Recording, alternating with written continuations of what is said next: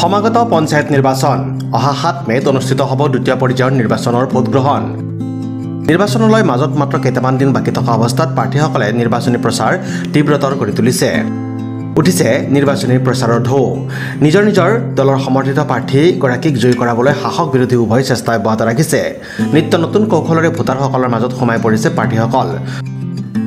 দৰঙৰ চিপাঝাৰ সমষ্টিৰ দেওমৰনৈ টেঙাবাৰী জিলা পৰিষদ সমষ্টিৰ NDA মিত্ৰজোঁটৰ মনোনীত প্ৰাৰ্থী হেমন্ত কুমাৰ ডেকাই ইতিমধ্যে তীব্ৰতৰ কৰি তুলিছে প্ৰচাৰ কাৰ্য।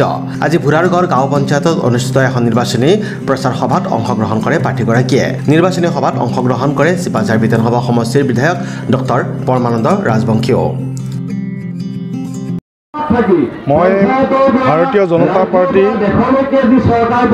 সমৰ্থিত যি NDA মিত্ৰজোঁটৰ মনোনীত প্ৰাৰ্থী হিচাপে দেওমৰনৈ টেঙাবাৰী জিলা পৰিষদ সমষ্টিত প্ৰাৰ্থিত্ব আগবঢ়াইছোঁ আৰু এই প্ৰাৰ্থিত্ব আগবঢ়াই মই প্ৰতিটো বুথলে আৰু প্ৰতিটো অনুষ্ঠান প্ৰতিষ্ঠানৰ ওচৰলৈ যাবলৈ যত্ন কৰিছোঁ। ইতিমধ্যে বুথ লেভেল সভাবিলাক চলি আছে আৰু GP লেভেল সভাবিলাক চলি আছে।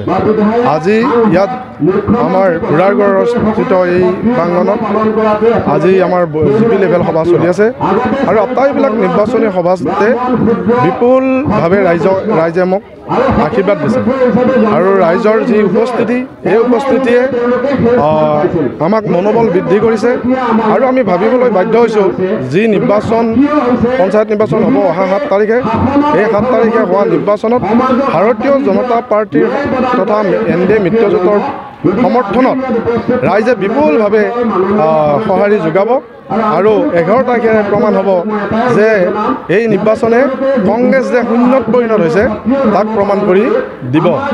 মই এই সুযোগতে অসমবাসী ৰাইজলৈ আৰু আপোনাসব সংবাদ মাধ্যমলৈও মই শুভেচ্ছা জ্ঞাপন কৰিছোঁ। মই ক'ব খুজিছোঁ যে পঞ্চায়তী ৰাজ ব্যৱস্থা মহামানৱ মহাত্মা গান্ধীৰ সপোন আছিল ৰাম ৰাজ্য প্ৰতিষ্ঠা কৰা। এতিয়া যি পঞ্চায়তী ৰাজ ব্যৱস্থা চলি আছে এয়া এই পঞ্চায়তী ৰাজ ব্যৱস্থাটো কেতিয়াও ৰাম ৰাজ্য বুলি আমি ক'ব নোৱাৰোঁ। এতিয়া বৰ্তমান ৰাৱণৰ ৰাজ্যহে চলি আছে, অপসংস্কৃতিৰে ভৰি আছে। পঞ্চায়তৰ নামত বিভিন্ন ধৰণৰ ধন লুণ্ঠন হৈ আছে আৰু মানুহ ইমান অত্যাচাৰৰ সন্মুখীন হৈছে, এটা ঘৰ পাবৰ কাৰণে পইচা দিব লগা হৈ আছে। এনেবিলাক কাৰ্য পঞ্চায়তী ৰাজ ব্যৱস্থাত চলি আছিল, কিন্তু ভাৰতীয় জনতা পাৰ্টীয়ে ইয়াক সংস্কাৰী ৰূপত আমাৰ পঞ্চায়ত ব্যৱস্থাটো অধিক শক্তিশালী কৰিবৰ কাৰণে যত্ন কৰিছে আৰু তাৰে এগৰাকী সেৱকী আপোনালোকে জানে মই 15টা বছৰে পঞ্চায়তত প্ৰতিনিধি হিচাপে আছোঁ। মোৰ এটাই মানে বিপ্লৱ, সেই বিপ্লৱটো হৈছে পঞ্চায়তী ৰাজ ব্যৱস্থাৰ সকলো প্ৰতিনিধিক আমাৰ ডেভেলপমেণ্ট কৰাৰ যি সুন্দৰ মানসিকতা, ৰাইজেই ৰজা মোৰ ৰজাই প্ৰজা মোৰ, আমাৰ জ্যোতিপ্ৰসাদ আগৰৱালাদেৱে দিয়া যি মহান উক্তি, প্ৰকৃতাৰ্থত ৰাইজেই ৰজা হ'ব লাগিব আৰু ৰজাই প্ৰজাৰ ভূমিকা লৈ এই প্ৰতিনিধিয়ে প্ৰজাৰ ভূমিকা লৈ আমি ৰাইজৰ জৰিয়তে ৰাইজৰ কামসমূহ যদি ৰূপায়ণ কৰোঁ নিশ্চয় সঁচাকৈ ৰাম ৰাজ্যত পৰিণত হ'ব আৰু এই ৰাম ৰাজ্যখন প্ৰতিষ্ঠা কৰিব পাৰিব কেৱল ভাৰতীয় জনতা পাৰ্টীৰ নেতৃত্বত এটা সংস্কাৰিতভাৱেৰে আমাৰ জনপ্ৰতিনিধিসকলে।